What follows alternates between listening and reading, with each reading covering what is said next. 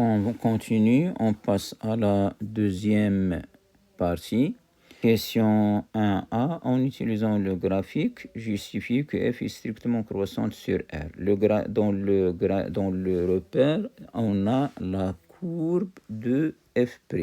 Celui-là, c'est la courbe de la dérivée de f. Cette courbe admet une tangente horizontale au point d'abscisse 1. En utilisant le graphique, justifie que f est strictement croissante sur R. Bon, on peut dresser là, à partir de la courbe de f', le tableau de variation de f'.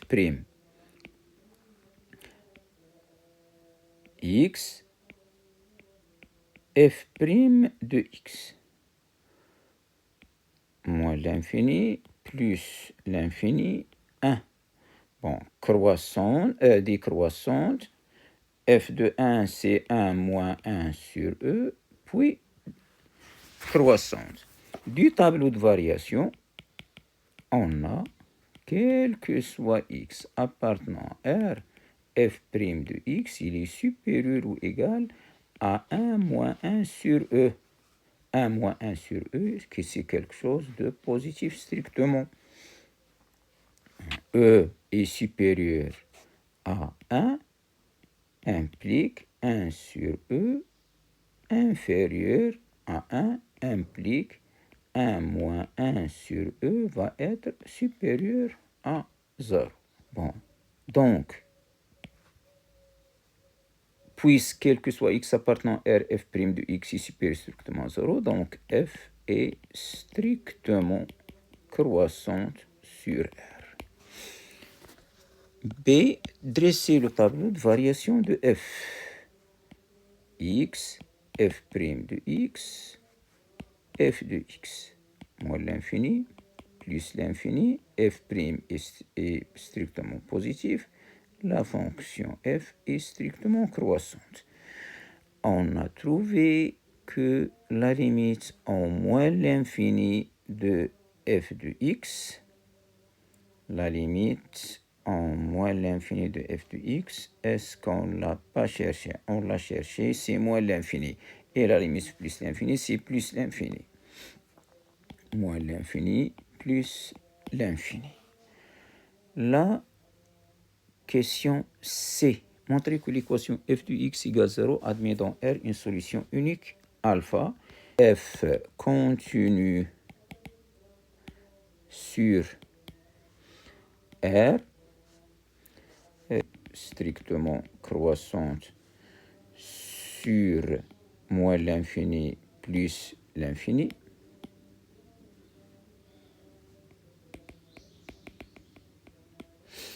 Donc, f de moins l'infini plus l'infini, ça va être la limite en moins l'infini de f de x, la limite en plus l'infini de f de x, c'est-à-dire moins l'infini plus l'infini. Bon, f continue strictement croissante sur sur R et lambda égale 0, lambda égale 0,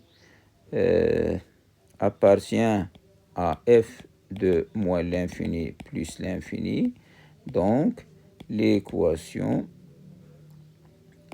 f de x égale 0 admet une solution unique. Une solution unique alpha sur R. Par calculatrice. F de moins 0,7 fois f de moins 0,6 est inférieur à 0, ce qui implique que alpha est compris entre moins 0,7 et moins 0,6. On passe à la deuxième question. La deuxième question. F seconde, la dérivée de f. Utilisez le graphique pour déterminer f seconde de 1 et le signe de f seconde. Dressons un tableau de variation pour f'.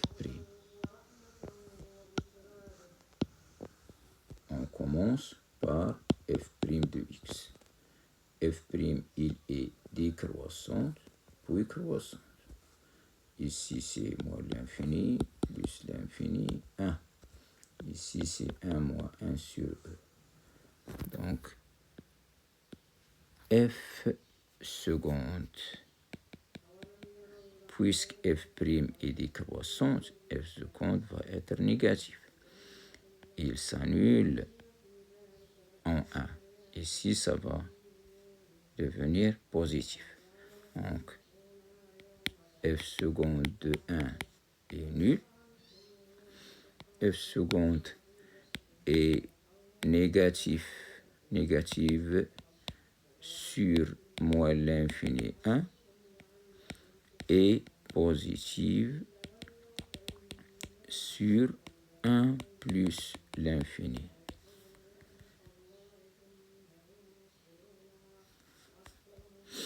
Bon, puisque f seconde s'annule en 1 et change de signe, alors E d'abscisse 1 d'ordonnée f de 1 est un point d'inflexion